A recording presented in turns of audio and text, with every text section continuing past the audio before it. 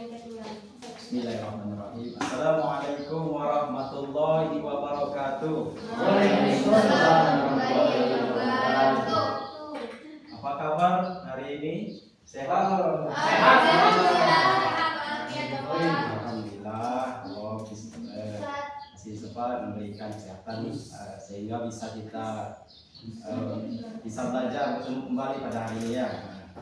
Di sini seperti biasanya sebelum pembelajaran dimulai, Bapak minta pada ketua kelas pimpin doa terlebih dahulu. Ya, ketua kelas, silakan. Ya, siapa ketua kelas? Ya, silakan tadi. Baik, sebelum kita memulai pembelajaran kita pada ini, mari kita berdoa bersama-sama.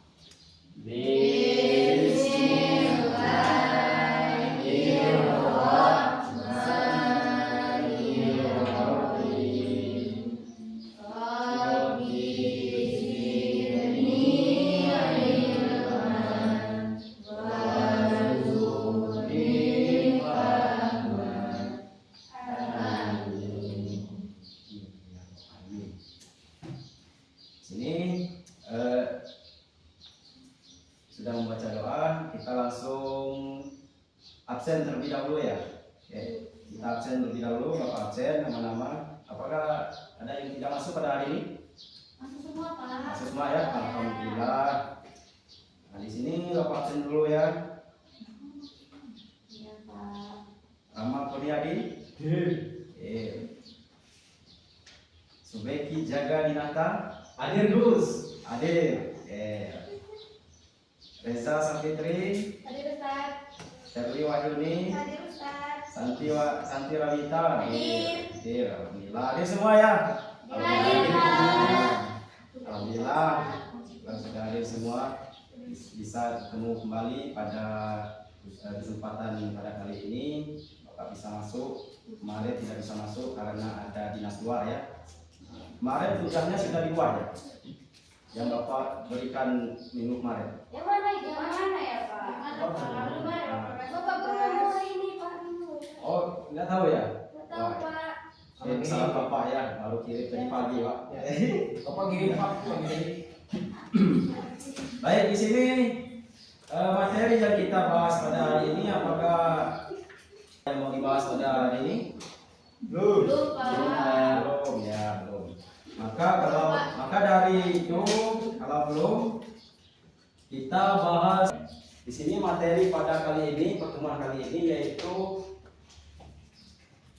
akhir masa Daulah Abbasiyah dan perkembangan Daulah Ayyubiyah. Nah, di sini tujuan mempelajari materi ini nanti kita akan menelusuri bagaimana Daulah Abbasiyah mengalami kemunduran dan akhirnya jatuh, serta bagaimana Daulah Ayyubiyah bangkit di bawah kepemimpinan Salahuddin Ayyubi untuk memberikan kontribusi sebesar bagi peradaban Islam. Mari kita mulai pembelajaran kita. Nanti Bapak harap dalam penjelasan Bapak ini, mohon anak-anak Bapak dengar dan disimak dengan seksama. Nanti mungkin dalam akhir penjelasan dari Bapak, mungkin dari Bapak nanti ada suatu tugas yang akan dikasih. Nanti Bapak akan bagikan kelompok di akhir pembelajaran yang Bapak sampaikan nanti. Ya, Pak. Alhamdulillah. Di sini langsung saja, pertama itu membahas kejatuhan Daulah Abbasiyah. Nah, di sini kenapa bisa kejatuhan Daulah Abbasiyah? Karena apa? Ada yang tahu? Abbasiyah itu mengalami kemunduran. Kejatuhan itu adalah kemunduran. Nah, penyebab bisa menjadi kemunduran itu ada yang tahu kenapa? Enggak ya? Nah, Bapak jelaskan sedikit. Pada abad ke-13, Daulah Abbasiyah mengalami masa kemunduran yang signifikan. Itu dikarenakan yang pertama itu adalah karena serangan dari Mongol. Mongol. Ada dengar istilah Mongol? Ada soalnya Mongol. Bagaimana Pak? Di sini Mongol yang invasi, Mongol yang brutal menyebabkan kerusakan fisik dan intelektual yang tak terhitung jumlahnya. Banyak, dan ini banyak serangan dari Mongol ini, banyak perpustakaan dan pusat ilmu pengetahuan itu dihancurkan. Maka penyebab kemunduran itu tadi itu puskesmas, tempat berobat itu dihancurkan, dan pusat pendidikan itu dihancurkan. Nah, itu menjadi satu penyebab kejatuhan Daulah Abbasiyah karena tingkat pendidikannya sudah dirusak.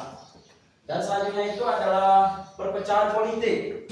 Nah, di sini perpecahan politik, Daulah Abbasiyah mengalami perpecahan internal dengan munculnya dinasti-dinasti kecil yang di berbagai wilayah. Hal ini melemahkan otoritas pusat dan mempercepat kemunduran kekhalifahan. Nah, di sini penyebabnya itu ada dua. Serangan Mongol itu kemundurannya jelas di bidang pendidikan itu dihancurkan. Nah, setelah itu perpecahan politik. Nah, itu menjadi kemunduran. Yang selanjutnya itu ada pengaruh. Pengaruh kebudayaan pada masa Abbasiyah. Ada yang tahu? Pengaruh kebudayaan pada dinasti masa Abbasiyah. Ya, Becky? Belum ya? Ya. Nah, di sini dalam pengaruh kebudayaan masa Abbasiyah ini, meskipun mengalami kemunduran politik, Daulah Abbasiyah tetap memberikan kontribusi besar bagi pengembangan ilmu pengetahuan dan kebudayaan Islam pada masa ini. Banyak karya klasik Yunani dan Romawi diterjemahkan di dalam bahasa Arab, dan ilmu pengetahuan seperti matematika, astronomi, dan kedokteran mengalami kemajuan pesat sampai pada saat ini. Kalau di zaman itu, yang pertama itu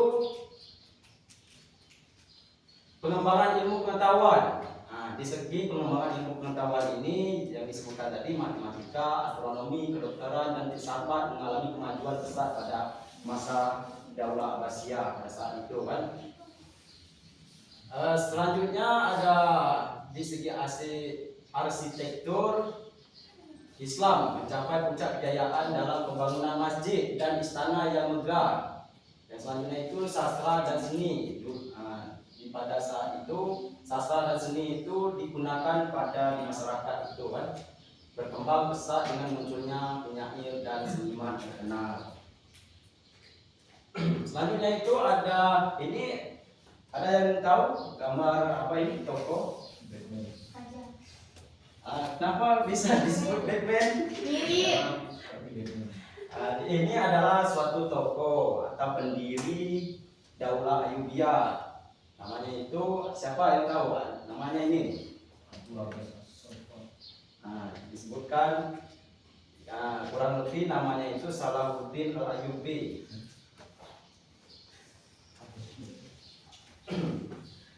Lalu dia adalah tokoh utama yang berhasil membangun Daulah Ayyubiyah setelah Perang Salib.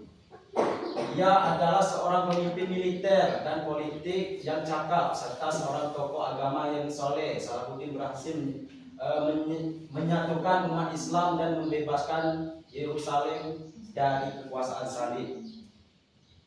Nah, di sini juga tokoh ini itu juga berperan di bidang militer.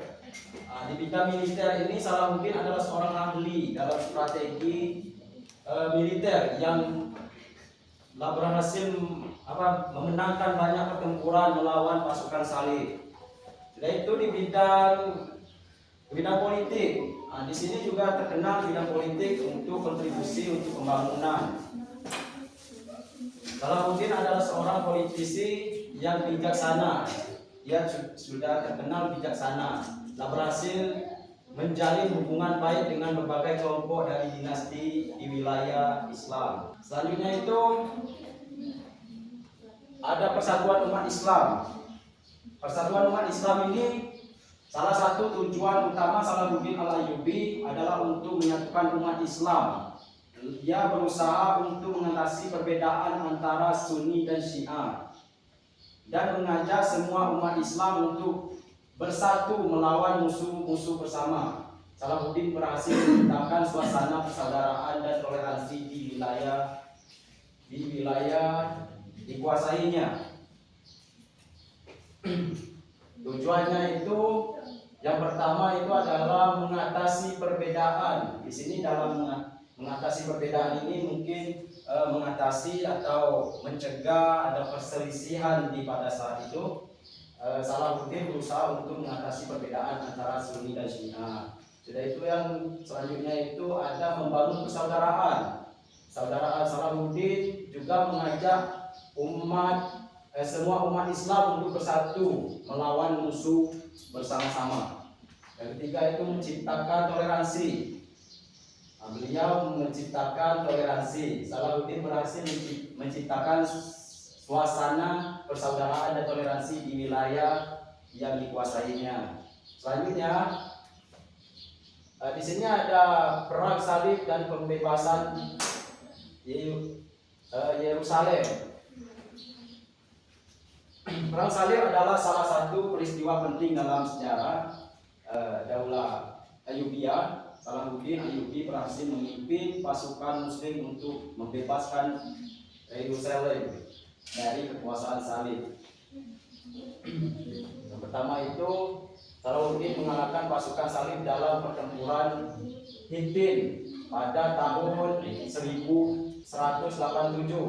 Yang kedua itu penggepungan Yerusalem. Salahuddin menggempung Yerusalem dan berhasil merebut dari pasukan salib.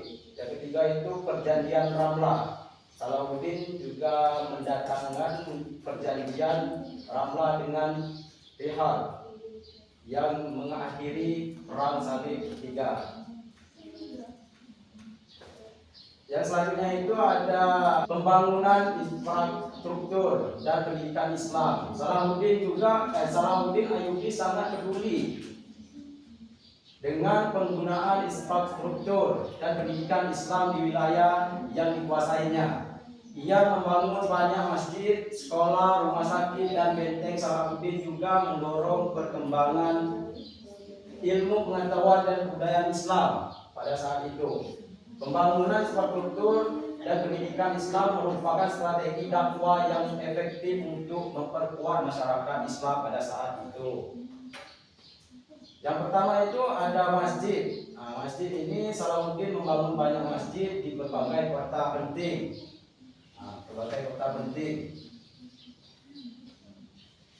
Yang kedua itu sekolah. Salahuddin mendirikan banyak sekolah untuk untuk mengingatkan pendidikan Islam. Dan selanjutnya itu membangun rumah sakit. Salahuddin membangun rumah sakit untuk memberikan pelayanan kesehatan kepada masyarakat. Selanjutnya itu ada pengaruh arsitektur Ayyubiyah. Arsitektur Ayyubiyah memiliki pengaruh yang signifikan terhadap perkembangan arsitektur Islam. Bangunan-bangunannya yang dibangun pada masa Ayyubiyah memiliki ciri khas yang unik seperti penggunaan batu bata merah, dekorasi, dan kaligrafi Arab. Masjid dan benteng Ayyubiyah menjadi contoh di arsitektur Islam yang indah dan megah. Yang terakhir itu ada warisan Daulah Ayyubiyah. Di sini warisan Daulah Ayyubiyah. Daulah Ayyubiyah meninggalkan warisan yang kaya bagi peradaban Islam.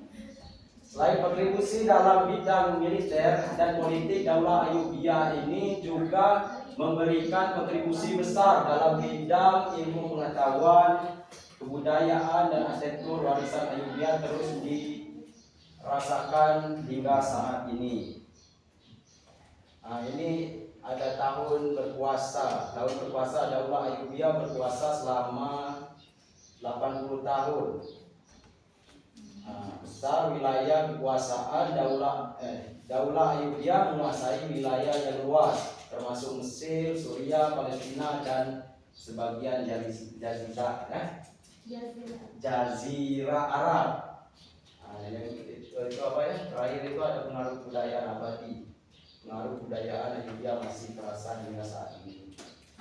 Nah, masih bisa diterapkan pada saat ini. Nah, pada penjelasan ini ada yang mau ditanyakan? Fadil, Pak. Bidang ilmu pengetahuan, kebudayaan dan arsitektur warisan Ayubia terus dirasakan hingga saat ini. Nah, ini ada tahun berkuasa. Tahun berkuasa Daulah Ayubia berkuasa selama 80 tahun. Nah, besar wilayah kekuasaan Daulah Ayubia menguasai wilayah yang luas, termasuk Mesir, Suriah, Palestina, dan sebagian Jazirah Arab. Nah, yang itu apa ya? Terakhir itu ada pengaruh kebudayaan abadi. Pengaruh kebudayaan Ayubia masih terasa hingga saat ini. Nah, masih bisa diterapkan pada saat ini. Nah, pada penjelasan ini ada yang mau ditanyakan? Fadil, Pak. Mau ditanyakan? Silakan. Kalau nggak ada, ya. Untuk ini dan si A itu bisa bersatu ya, Pak. Ya, bisa bersatu dulu. Tapi ini kan di toko Salahuddin Al-Ayyubi ini kan itu mencegah walaupun bersatu itu ada mencegah ada perselisihan gitu. Nah, mencegah pokoknya itu apa ya, Sunni dan Syiah itu kita ketahui dulu.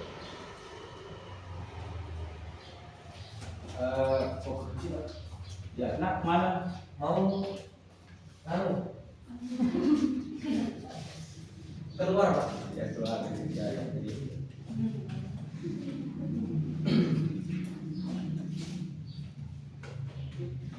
Ya, baik. Kalau nggak ada pertanyaan lagi, kita lanjut saja yang seperti di awal pembelajaran tadi. Bapak akan membagikan suatu kelompok untuk membuat tugas. Nah, Bapak kasih tugas nggak begitu susah ya. Nah, ini Bapak membagikan kelompok terlebih dahulu ya. Oke.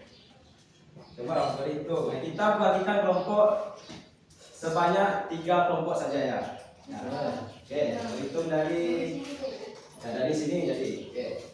Dari Sinta. 1, 2, 3. Dah. 1, 2, 3,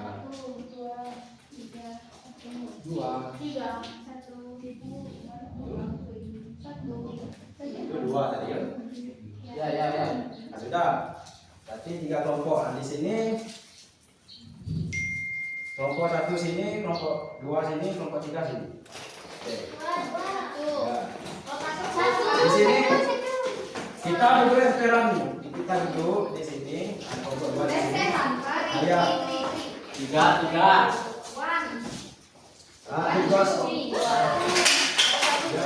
Siapa itu? Siapa? 3. Sudah. lagi. Nah, di sini tugasnya siswa anak-anak Bapak mempersiapkan selembar kertas. Ada selembar kertas. Perwakilan kelompok. Nah, sudah. Perwakilan kelompok ambil selembar kertas. Tugasnya itu membuat Bapak kasih tugasnya itu membuat hikmah. Apakah yang bisa kita petik dari pembelajaran pada hari ini yang kita bisa terapkan pada saat ini nanti. Siapa? Nanti siapa yang paling banyak? Nah, nanti ada perwakilan kelompok maju ke depan jelaskan. Nah, gitu. Nah, bisa diterapkan saat ini. Nah, setelah itu siapa yang paling terbanyak nanti? Siapa yang paling terbanyak atau yang tepat? Nah, nanti itu ada hadiahnya dari Bapak. Ya, ayo. Kertas kami Pak. Ada ini.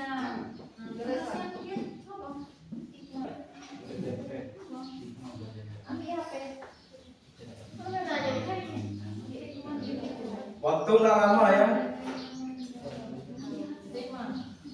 Ini tugas dari Bapak. itu mencari apa ya, hikmah dari pembelajaran ini apa yang bisa kita terapkan pada saat ini. Apakah contoh misalnya dari keteguhan atau keadilan seorang pemimpin Ayub ini bisa diterapkan kan, ini keadilan, tidak berang ke kiri, tidak berang ke kanan misalnya gitu kan. Gitu. Nanti dijelaskan perwakilan kelompok ke depan di apa ya, dipresentasikan gitu.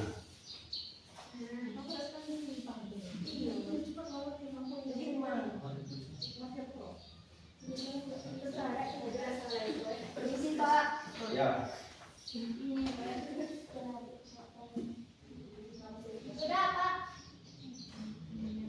Sudah ditulis.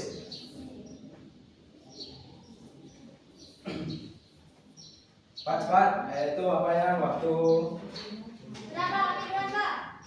ya, nanti dulu tunggu yang Kelompok dua sudah Pak, kami minta Pak. kelompok dua sudah, yang lain kelompok lain kelompok satu dan tiga, ayo. Boleh duduk Pak. Sudah Pak. Yang sudah boleh duduk Pak.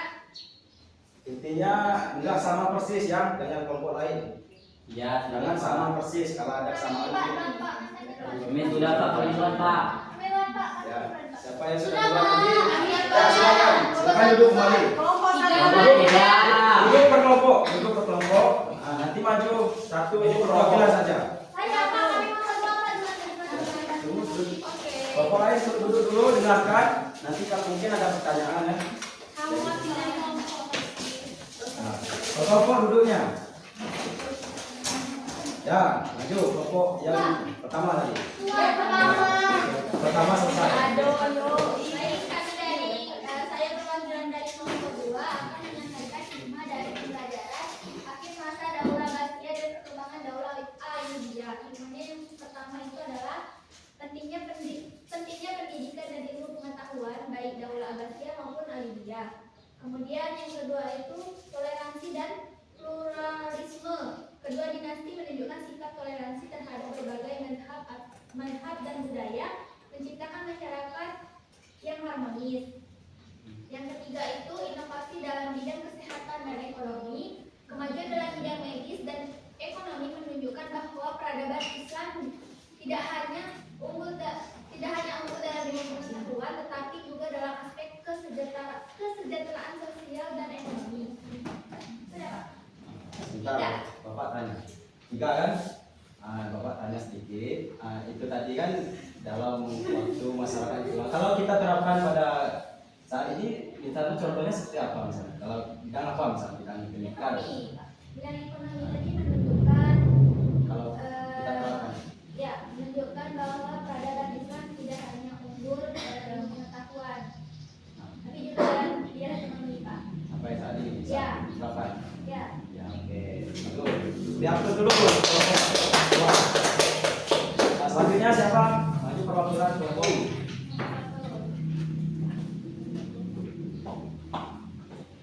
Baiklah, di sini kami kelompok satu akan menjelaskan hikmah dari sosok Salahuddin Ayyubiyah. Adalah salah satu tokoh besar dalam sejarah Islam yang sangat layak untuk dijadikan teladan. Yang pertama itu ada kepemimpinan yang adil dan bijaksana. Kedua, kesederhanaan dalam hidup. Ketiga, toleransi dan akhlak mulia. Empat, semangat jihad dan pembebasan. Kelima, ada ilmu dan ketakwaan. Sudah Pak? Baik, di sini dalam Bapak tanya sedikit ya. Ini Rosi, dalam kebijaksanaan itu perlu apa ya, pada saat ini pemimpin itu bijaksana perlu nggak? Perlu. Loh, kenapa bisa ngomong perlu? Karena kepemimpinan itu adalah seseorang yang adil dan bijaksana dalam baik itu. Dari mana Pak? Dari luar. Kepemimpinan yang adil dan bijaksana itu haruslah yang memiliki sikap yang adil dalam baik itu dalam pemerintah, masyarakat agar damai dan tentram. Baik, Pak. Oke, silakan duduk. Tepuk tangan untuk kelompok satu. Selanjutnya kelompok terakhir, yang terakhir. Maju. Nah, Adil. Adil ini biasanya itu cepat kadang, pintar orang. Baik, hikmah dari yang dapat kita petik dari Daulah Abbasiyah, yaitu khususnya pada masa kejayaan dan kemundurannya, ialah pentingnya itu peran ilmu pengetahuan di dalam membangun peradaban. Yang kedua, pentingnya peran pemimpin dalam mendukung kemajuan dan pembelajaran dari kemunduran yang dapat menjadi cerminan untuk masa depan. Nah, hikmah dari masa kejayaan ini pentingnya ilmu pengetahuan, di mana masa kejayaan keemasan Daulah Abbasiyah itu menunjukkan bahwa kemajuan peradaban erat kaitannya dengan kemajuan ilmu pengetahuan. Nah, pendirian Baitul Hikmah, penerjemahan karya-karya ilmiah, dan dukungan terhadap para ilmuwan adalah contoh konkret bagaimana ilmu pengetahuan itu menjadi motor penggerak kemajuan pada masa ini.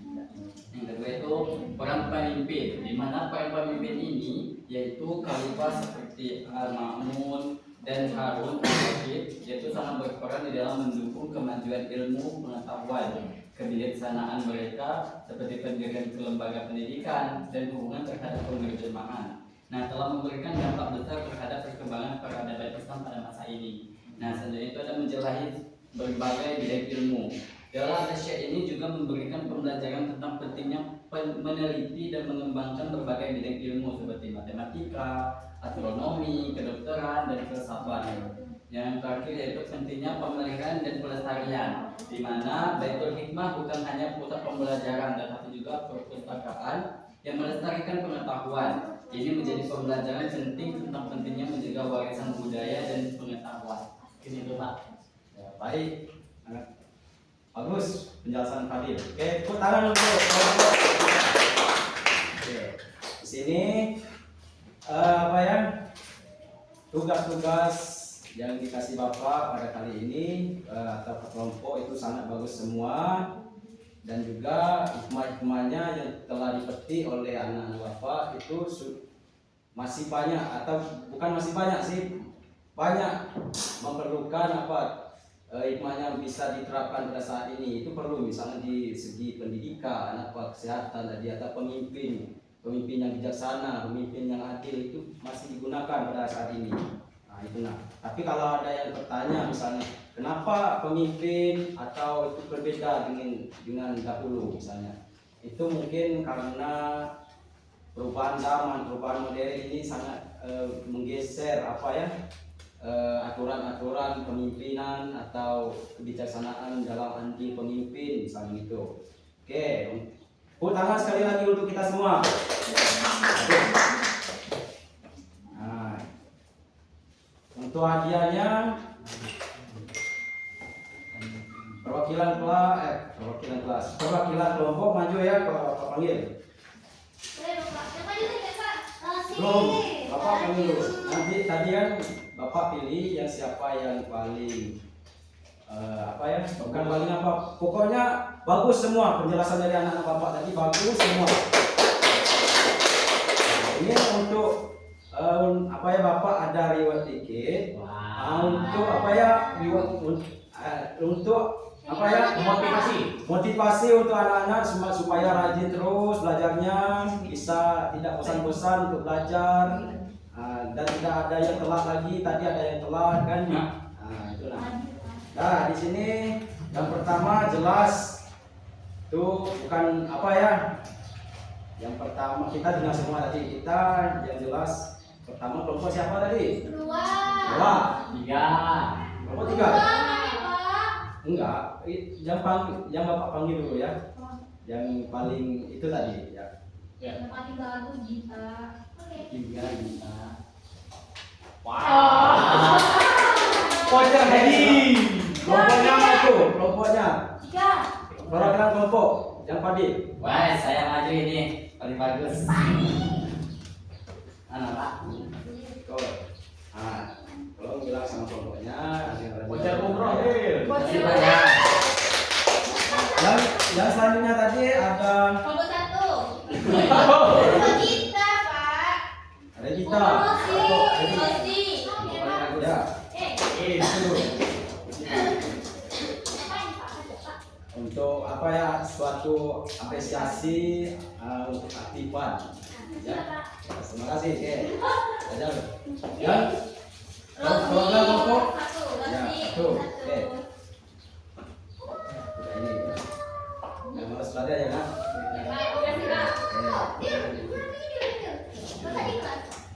Oke, sudah untuk hari ini, untuk mengakhiri pembelajaran, Bapak mohon maaf kalau ada salah kata Bapak menyampaikan suatu materinya dan juga kepada Allah Bapak minta ampun. Nah, di sini Bapak akhiri untuk pembelajaran pada siang hari ini. Kita mari bersama-sama melafazkan hamdalah. Alhamdulillahirobbilalamin. Bapak tutup. Wallahul muwaffiq ila aqwamit thoriq. Assalamualaikum warahmatullahi wabarakatuh. Waalaikumsalam warahmatullahi